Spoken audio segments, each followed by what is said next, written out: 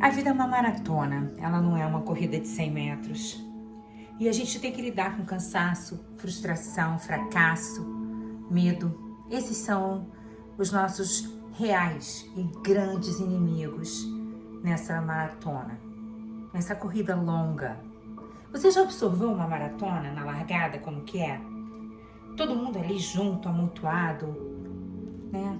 Todo mundo apertadinho, um do lado do outro, com aqueles números, todo mundo esperando. E depois da largada, e aí hoje, né, as maratonas têm vários grupos de largada, as pessoas elas vão largando e à medida que a corrida segue, vai tendo mais espaço entre elas, porque as pessoas vão se distanciando pela própria velocidade que elas colocam, pelo pace, né, o ritmo. E aí você tem pessoas que fazem só 10 quilômetros, tem outras que fazem 21, tem outras que quebram nos 37 quilômetros. Mas um dos objetivos aqui hoje nesse vídeo é te dar algumas dicas para como você completa essa maratona da vida ou algum problema que você está enfrentando quando você se depara com os maiores desafios e quando te dá vontade de desanimar. Veja, são 42 quilômetros e 195 metros. E isso vai variar de cada pessoa, como que corre.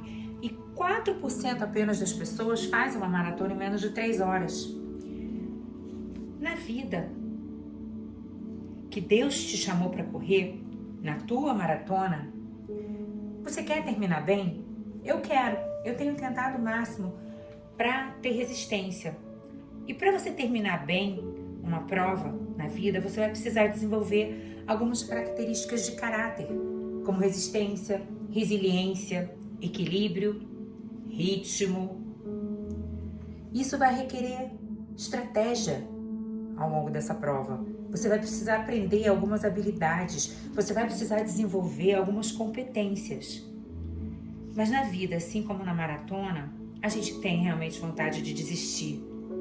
Mas uma coisa é certa, desistir é sempre pior do que errar. E por que as pessoas desistem no meio de uma prova? Por que as pessoas desistem no meio de uma tribulação? Por que as pessoas desistem no meio de uma vida? Porque elas ficam desencorajadas, essa é a palavra. Elas ficam com falta de ânimo, elas ficam cansadas. E a pior doença que a gente pode ter é esse desalento, essa drenagem de energia. Isso vai borrar o teu foco, vai distorcer a tua realidade. Você não vai conseguir ver as coisas claramente quando você está desanimado. E o desânimo, ele é contagiante. É como se fosse uma doença infecciosa. Você começa com um desânimo pequeno, daqui a pouco ele contagia. Por isso que muitas vezes a gente conversa aqui sobre você andar com gente que é desanimada, com gente que é negativa, com gente que reclama muito. Porque isso contagia, você vai ficar assim desanimado. Outra coisa que também pode abalar a tua vida são as notícias que você vê. O tipo de informação que você acessa, vão contaminando a tua cabeça. E aí quando você vê, você tá achando tudo ruim em volta de você. Tudo negativo. Então, como é que funciona isso? A fadiga, esse cansaço, vai gerando frustração, essa frustração gera fracasso, esse fracasso gera medo, e são esses 4 Fs que a gente vai conversar hoje. E o que é que Deus nos fala quando a gente está tentando desistir? Porque a gente fica tentando desistir, a gente quer desistir. O que Ele fala pra gente quando a gente desanima? O que Ele quer nos ensinar com a palavra dele? Hoje a gente vai estudar a segunda parte do capítulo 4 de Neemias, que tem um profundo impacto sobre esses momentos onde a gente consegue superar o desânimo, o desencorajamento, combater o cansaço, lidar com a fadiga, limpar os escombros, o entulho que fica muitas vezes quando tudo desmorona. Então, como completar essa maratona? Porque no contexto desse texto que a gente vai ler, a nação de Israel, ela tinha sido conquistada pelos babilônicos.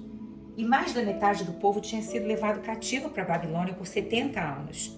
E quando os persas venceram os babilônicos, no Império Persa, o rei Sírio, ele permitiu que eles voltassem para Jerusalém e reconstruíssem a cidade. 70 anos depois eles voltaram e o que eles encontraram lá? Uma cidade totalmente destruída, sem muro, com escombros. E um povo vivendo no meio daquelas ruínas, sem muro para proteger a cidade, sem templo, sem casa, sem cidade na realidade, tudo destruído. Esse livro de Neemias, ele é escrito exatamente para isso. Para pessoas que estão desencorajadas, desanimadas, abatidas, como o povo que estava lá. E Deus colocou um sonho no coração de um homem, Neemias, para reconstruir um muro em volta da cidade, para que houvesse proteção contra os inimigos e para que as coisas começassem a se organizar. A partir do muro, a cidade poderia ser reerguida, ser reorganizada e as pessoas poderiam ter segurança e um lugar para morar. E aqui no texto, o que a gente vê? Eles começaram a reconstruir o muro com muita energia, com muita vontade, com muita vitalidade. E eles construíram o muro até a metade da altura. Em toda a volta da cidade, o muro foi reconstruído até a metade da altura. Mas na metade do muro, no meio da construção, eles ficaram desanimados, desencorajados, abatidos. Eles queriam desistir. A gente lê no texto de Neemias 4, de 6 a 12.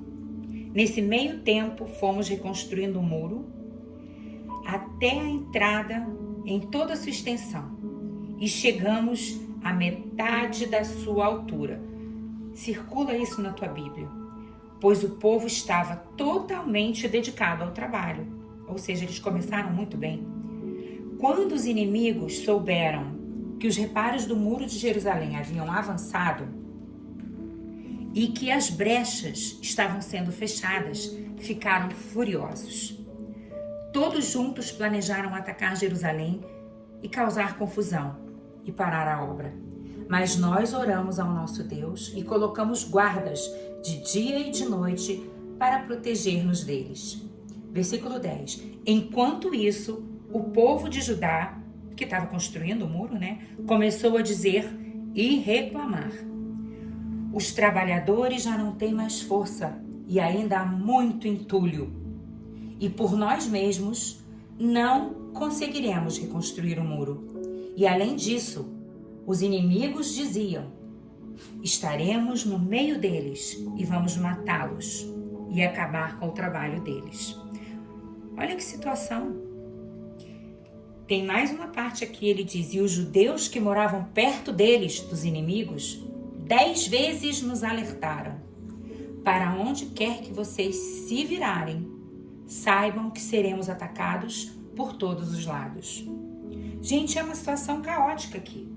No meio da obra, eles estavam cansados, já tinham feito uma parte, tinha muito escombro, tinha muita coisa ainda para fazer, e aí, não bastando, os inimigos ameaçando e falando que iam atacar. E o que a gente pode aprender daqui? Essa mensagem ela está embrulhada e cheia de insights que a gente precisa ver para completar essa nossa maratona. Esse nosso projeto, esse nosso sonho, essa nossa vida. Eles ficaram desencorajados na metade da construção. E é tipicamente onde a gente encontra desânimo, onde a gente é atacado na vida. No começo a gente tem entusiasmo, a gente vai.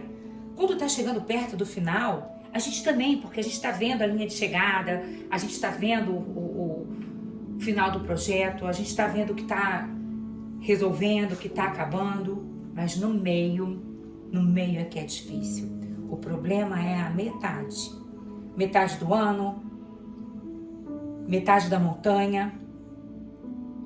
E não é à toa que hoje a gente escuta, falar da crise da meia-idade. O primeiro dia da dieta é sempre fácil, Você vai lá, bora lá, queremos perder peso, que bacana. Quando você está chegando no final, quase chegando no peso que você programou, que você queria ter, também. Só falta 2 quilos, só falta 3 quilos. O problema é na metade. É o meio do caminho que pega. E se você está no meio hoje de qualquer coisa, é onde a coisa vai te pegar. E as 4 coisas que eu quero que você anote são: essas palavras: fadiga, frustração, fracasso e medo. Anota essas 4 palavras, porque elas geralmente acontecem no meio daquilo que você está fazendo. A principal causa de você querer desistir, a primeira, é a fadiga, o cansaço. Cansaço, seja na maratona, na vida, no projeto, na montanha. Cansaço físico e o cansaço emocional, tanto faz. Você fica sem energia. Lá no versículo 11, o que o texto fala? Os trabalhadores estão cansados, sem força e ainda tem muito entulho. Você não consegue pensar direito quando você está cansado. Você não dormiu direito, você está exausto, quebrado. E reconstruir é sempre mais difícil do que construir. Eles estavam reconstruindo, porque na reconstrução tem entulho, porque coisas foram destruídas. E se você não lembrar de mais nada nessa mensagem aqui que eu vou te falar, lembra disso. A coisa mais espiritual que você pode fazer quando você estiver cansado, exausto, devastado, sem energia, é dormir, é descansar. É descansar. Você precisa descansar, porque o cansaço ele faz você se desanimar. Ele te desencoraja. Veja, sono é muito importante, em quantidade adequada, em qualidade adequada. Cuidar do momento para ir dormir, evitar tela, deixar o quarto bem escuro, uma temperatura ideal. Todas essas coisas vão fazer com que você chegue no dia seguinte e consiga encarar os seus desafios de uma forma melhor, olhando para a vida com mais ânimo, porque a fadiga ela te desanima. Você já percebeu isso? Como as coisas ficam mais fáceis depois de uma boa noite de sono? E por outro lado, quanto difícil vai ser seu dia quando você não dorme bem? Lá em Deuteronômio 25:18, quando vocês estavam cansados e exaustos, seus inimigos se encontraram com vocês no meio do caminho e eliminaram todos os que estavam para trás. Veja, existe um princípio espiritual aqui. Você é atacado quando você está cansado, exausto, quando você está preocupado. Isso é uma verdade. Então, quando você estiver muito cansado, você pode esperar um ataque. Porque é quando você está mais vulnerável. Quando você está cansado, você é mais suscetível à dúvida. Você é mais suscetível à tentação. Você fica mais irritado, mais sujeito à raiva. Você tem mais fome. Quando você está exausto, tem a maior tendência à autopiedade. Aquela coisa, ninguém gosta de mim, essa pessoa não quer o meu bem, coitado de mim. E aí você faz uma festa, né? Pra você, com você mesmo e com a tua autopiedade. Não convida mais ninguém, fica todos 3 ali naquela festa miserável. E quanto mais miserável você ficar, pior vai ser para você sair dessa crise. Por quê? Porque lá atrás você não percebeu, mas você estava cansado. Física, espiritual e emocionalmente. E mais vulnerável. Então, descanse. É espiritual. Por que é espiritual? Se você olhar nos 10 mandamentos, um dos 10 mandamentos é descansar. E Deus fez a criação em 6 dias, no 7º dia descansou. E Ele manda o homem descansar. Guarde o sábado, guarde o 7º dia.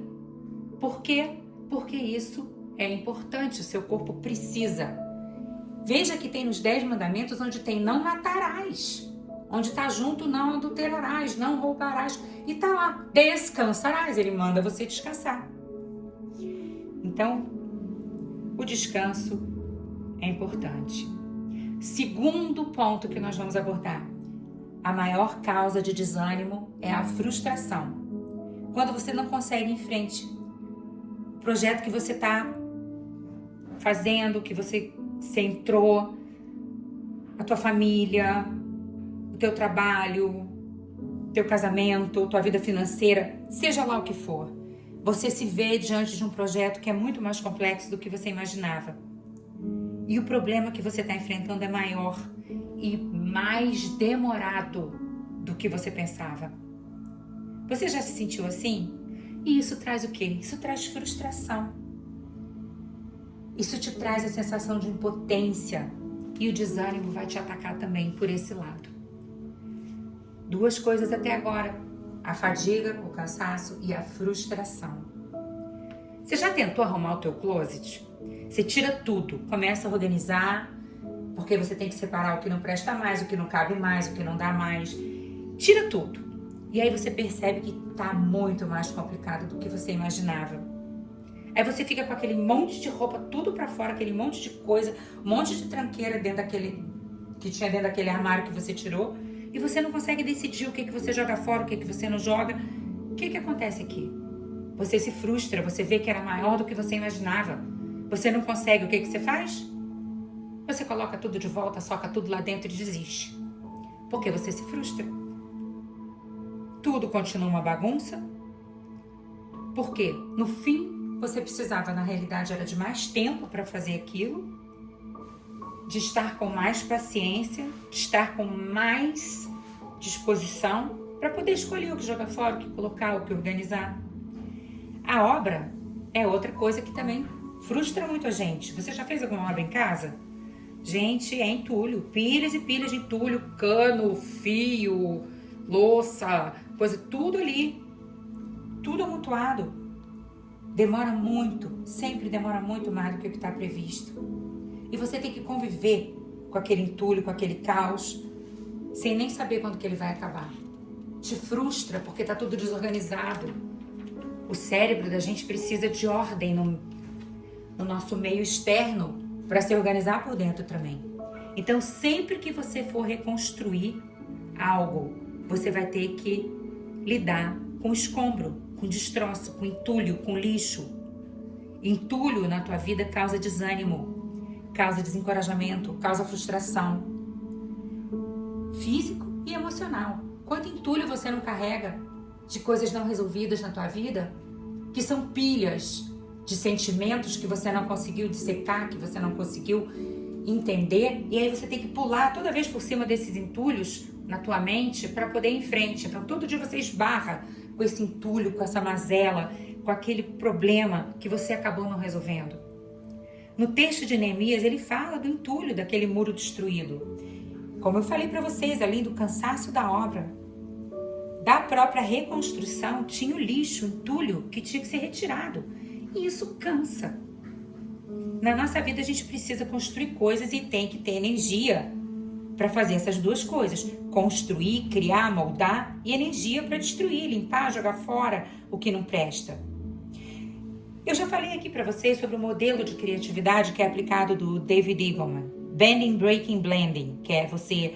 Nada é criado de nada. Tudo é a partir de entortar, quebrar e mesclar.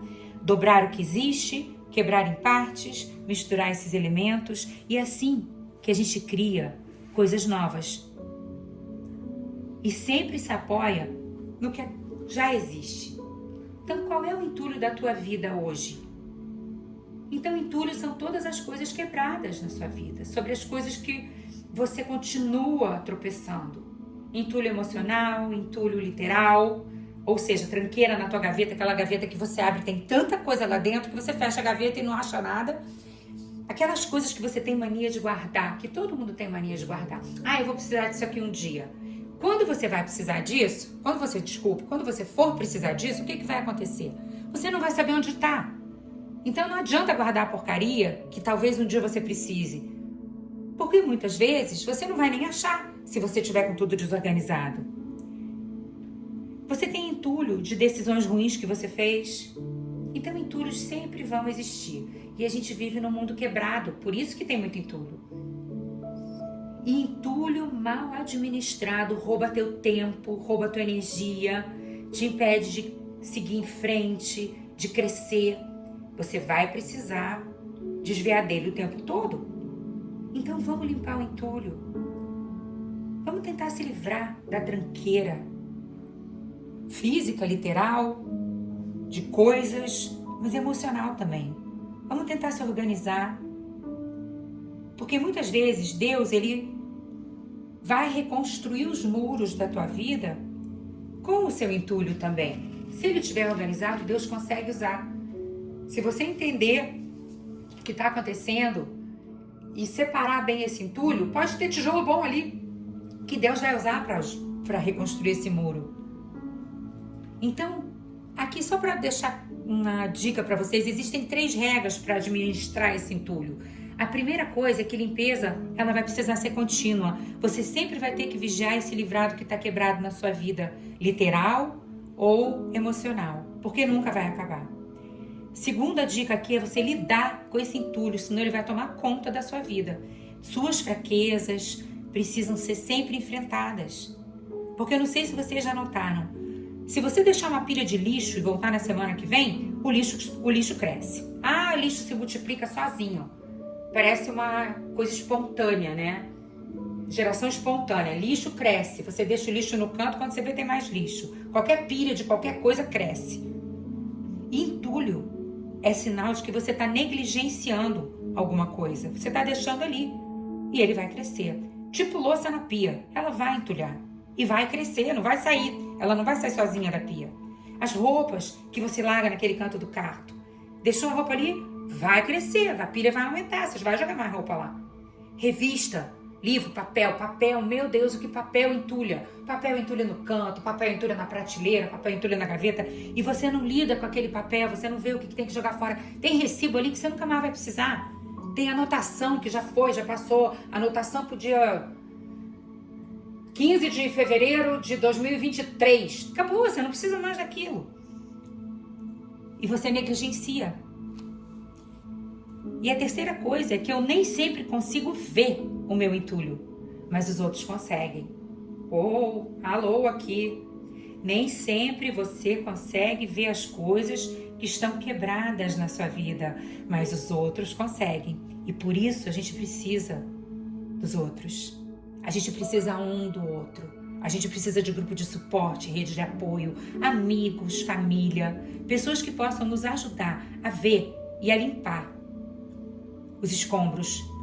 Porque muitas vezes tem escombros que vocês acham que são troféus. Isso é muito forte. Eu preciso ser humilde sobre os meus pedaços quebrados, sobre a minha própria vida, para poder me livrar dos meus escombros. E ser capaz de escutar isso, ser capaz de aceitar isso. E o que é que você faz com essa frustração, com esse entulho na tua vida? Ore o Salmo 25:16. Volta-te para mim, Senhor, e tem misericórdia de mim, pois eu estou só e aflito. A gente tem aqui um salmista clamando porque está fadigado, porque está frustrado. Nós precisamos de Deus para lidar com isso. E a terceira causa importante de desânimo é o sentimento de fracasso. Se você permitir que o sentimento de fracasso tome conta de você, teu desânimo vai potencializar exponencialmente. Sabe aquele sentimento de eu não consigo mais? Esse é o sentimento de fracasso. Voltando lá no versículo 10 do capítulo 4 de Neemias. Nós não conseguiremos reconstruir o muro. Os caras estavam fracassados aqui. Porque o fracasso, ele está sendo aqui representado pela afirmação. Não conseguiremos. Desânimo, sensação de incompetência, sentimento de que você não deveria nem ter começado aquele projeto. Aqui eles se sentiram derrotados. Provavelmente eles se sentiram também envergonhados. Eles chegaram até a metade, só que eles se cansaram, se frustraram, tinha muito entulho. E agora eles estavam se sentindo o quê? Fracassados. Entulho, confusão, complexidade. E não parecia ter mais jeito de terminar. Estava demorando demais, muito mais tempo do que eles imaginavam. E eles perderam a confiança. Eles perderam a confiança e duvidaram da competência.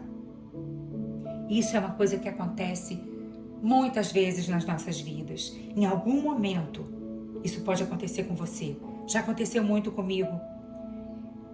Você inicia uma mudança, um projeto, um sonho, e no meio, que é o lugar pior, mais desafiador, você perde sua confiança e duvida da sua competência.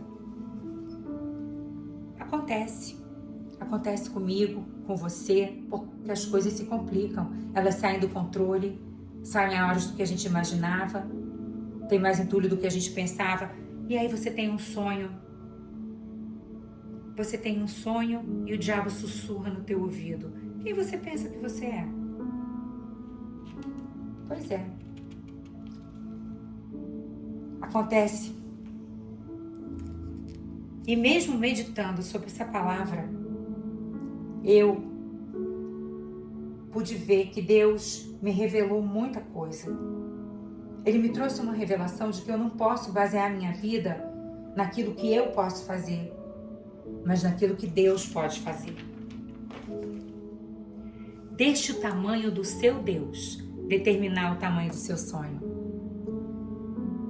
Porque se eu depender de mim, eu não vou ser capaz de nada. Eu vou me achar em algum momento dessa forma. Eu vou perder a minha confiança e vou duvidar da minha competência. Mas quando a gente confia em Deus, a gente não precisa mais confiar na nossa competência, porque a gente tem a competência de Deus. Sem Jesus eu não sou capaz de nada. E quando eu entendo que é com Ele e através dele, por Ele, para Ele, eu sou competente, mesmo que eu perca a minha confiança vem do Senhor. A minha confiança é no Senhor. Veja, muitas vezes a gente não tem sucesso inicialmente. Isso é normal. O único jeito da gente realmente ter sucesso na vida, ser bem-sucedido, é falhar várias vezes e aprender o que não funciona. É assim que a gente se torna bem-sucedido. Fracassa, aprende o que não funciona e aí a gente pode ter sucesso. Então o fracasso, ele é o caminho do sucesso. Pode parecer ridículo, mas é. Ninguém é bem-sucedido sem fracassar. Essa é a grande diferença das pessoas bem-sucedidas para as pessoas mal-sucedidas. É a forma como elas enxergam o fracasso. O fracasso é apenas um meio. É apenas um tropeço. É apenas um atraso temporário. As pessoas mal-sucedidas, elas veem o fracasso como uma marca do caráter. Eu sou um fracasso. Não, você teve um fracasso. Isso não te torna um fracasso. Mas o fracasso também te desanima. E a última coisa que a gente precisa é o que se soma nesse texto. Tem a fadiga, tem a frustração, tem o fracasso. Como se nada disso bastasse já, veio o medo. Por quê? Eles tinham inimigos que estavam ameaçando eles. Somando tudo isso, veio esse medo. Então, o texto original ele fala dos 4 Fs que são em inglês: fatigue, frustration, failure e fear. Eles trazem desânimo e desencorajamento. Seus inimigos reais em todas as áreas da sua vida são esses.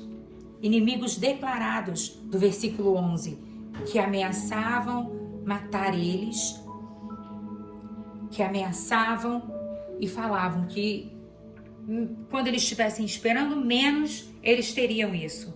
E qual foi a estratégia? Tinham 4 inimigos. Neemias usou 4 estratégias. Primeiro, descanse seu corpo, durma. Segundo, Neemias reforçou as áreas fracas na reconstrução do muro. Então nós precisamos descobrir quais são as nossas áreas onde nós somos mais vulneráveis, onde que está entulho maior nas nossas vidas, quais são as nossas fraquezas, as nossas maiores tentações. Neemias colocou guardas nas áreas mais vulneráveis lá no versículo 13. Ele colocou guardas nas áreas mais expostas, designou pessoas por família para se protegerem com espadas, arcos e flechas. São essas pessoas próximas de você que vão te ajudar para dizer para você quais são as suas fraquezas e ajudar você a proteger as suas áreas vulneráveis. Neemias reformulou os planos, ele mudou de estratégia. Quando você tem um sonho, um objetivo, você vai ter dificuldade e oposição. E isso pode dar errado. Você se desencoraja, você se desanima, mas não significa que você está fazendo a coisa errada. Eu quero que vocês prestem muita atenção aqui. Muitas vezes nós estamos fazendo a coisa certa da maneira errada. É aqui que o texto nos ensina a maior lição. Neemias estava fazendo a coisa certa, ele estava reconstruindo o muro, só que ele estava fazendo da maneira errada. E aí ele mudou de estratégia, botou os guardas, pegou os pontos vulneráveis, chamou as famílias para se protegerem, para lutarem por eles, para continuar essa reconstrução. Então reorganize a sua vida se você tiver problema na área financeira. Reorganize a sua mente, arrume a sua casa, as gavetas, os armários, arrume essa casa dentro. Veja as pilhas de entulho, de ressentimentos, entulho de dificuldades que você já teve nos seus relacionamentos, entenda. Veja as tuas áreas vulneráveis. Conecte-se a pequenos grupos, a grupos de apoio, a pessoas que podem te ajudar. E volte o seu foco para Deus. Não tenha medo. Lembre-se de Deus, quem Ele é. Ele é fiel, Ele é bom, Ele é poderoso, Ele está sempre contigo. Mude o canal da sua mente, escolha pensar em Deus, escolha seus pensamentos, porque os seus pensamentos sempre definem seus sentimentos. Você que escolhe. Lá em Jonas 2, versículo 7, Jonas estava dentro da baleia. Quando a minha vida já se apagava, eu me lembrei de ti, Senhor, e a minha oração subiu a ti, ao teu santo templo. Salmo 119, 25, Davi fala: agora estou prostrado no pó, preserva a minha vida. Confia, Senhor, na minha presença. Ou seja, volta para a palavra de Deus. Lute, resista ao desencorajamento, porque a batalha está dentro da sua mente. Não aceite os pensamentos que podem te destruir. E bote uma frase bem grande, onde você enxergue todo dia: tudo vai passar. Vamos orar. Senhor, a tua palavra é tão clara. E eu sei que tenho áreas da minha vida que eu estou cansada, fatigada, frustrada e que parecem grandes fracassos. Áreas onde eu tenho medo. Mas agora, Senhor, eu entro na tua presença e oro do fundo do meu coração e te entrego, Senhor, o meu cansaço, a minha frustração, meus entulhos, tudo que está quebrado na minha vida, na minha saúde, nas minhas emoções. Eu entrego, Senhor, meus medos, meus fracassos, minhas emoções. Eu te peço, Senhor, em nome de Jesus, reforça minhas áreas vulneráveis e me ajuda a pensar os seus pensamentos e a combater os meus que querem me derrotar. Que a tua palavra, Senhor, me ajude a resistir e a lutar contra o desânimo que vem da fadiga, da frustração, do fracasso e do medo. Me ajuda, Senhor, a ter a força, a energia, o ânimo e a alegria que vem de Ti, que vem a partir da Tua presença. Senhor, obrigado por essa palavra, por essa revelação e abençoa as nossas vidas. Em nome de Jesus, amém.